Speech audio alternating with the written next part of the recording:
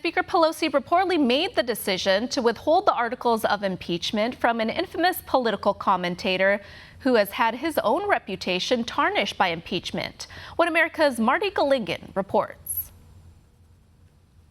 House Speaker Nancy Pelosi is hailed as a veteran political tactician by her liberal base of supporters for holding hostage the articles of impeachment throughout the start of the new year. But buried in a recent Time magazine profile of the Madam Speaker, she apparently got the idea from watching left-leaning news network CNN. Article 1 is adopted. On Thursday, Time cited a congressional aide to Nancy Pelosi, who said the day before the full House impeachment vote, the Speaker was unsure if Senate Majority Leader Mitch McConnell would even accept the articles of impeachment. According to the aide, Pelosi said, quote, "Somebody said to me today that he may not even take up what we send, but then Trump will never be vindicated. He will be impeached forever, no matter what the Senate does."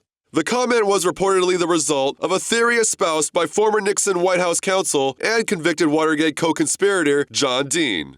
Pelosi's aide said she was toying with the idea of keeping the articles after she saw Dean tout the notion in early December during a segment on CNN, an outlet where he is a paid political pundit. Well, I think Nancy Pelosi has some real leverage in this. She doesn't have to send articles of impeachment to the Senate.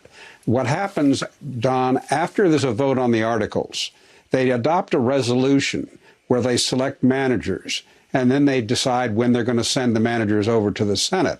So there's a flexibility in the process where she could say, listen, let's just hold these articles here until the Senate gets its act together. And that could last right through the campaign as far as her powers. It's not unlike what Mitch McConnell did when he was given a Supreme Court nomination and he didn't want to have a hearing. Dean would continue to tweet about this theory leading up to the final floor vote. Harvard Law professor Lawrence Tribe also adopted the idea to withhold the articles, arguing the House is under no constitutional obligation to transmit them instantly.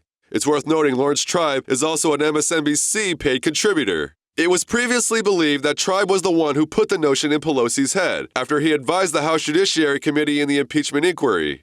But the Time magazine profile piece makes it clear the House Speaker was under the influence of liberal mainstream media while she was driving the most important impeachment inquiry of our generation. After the articles passed along party lines, Pelosi said she would not send the documents or appoint impeachment managers until she knew the Senate rules for the trial. We have legislation approved by the Rules Committee that will enable us to decide how we will send over the articles of impeachment. So far, we haven't seen anything that looks fair to us, so hopefully it will be fair, and when we see what that is, we'll send our managers. Critics say Speaker Pelosi's decision to roll the dice by holding on to the articles has spectacularly backfired.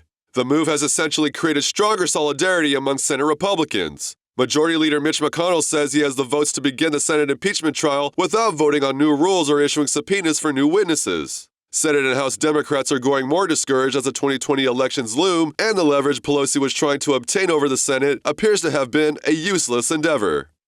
The Senate has plenty of serious work to do for our country. So while the Speaker continues her irresponsible games, we'll continue doing the people's business. And one of the big takeaways from all this is that for all the left-wing criticism President Trump receives for watching and touting conservative news, the leader of the Democrats is guilty of taking cues from a talking head who was disbarred and covered up crimes for Richard Nixon. For One America News, I'm Marty Golingan. Back to you. Want to see more videos like this? Click on the link below and subscribe to One America News on YouTube, and call your cable provider and kindly demand that One America News is added to your lineup. Call and subscribe today.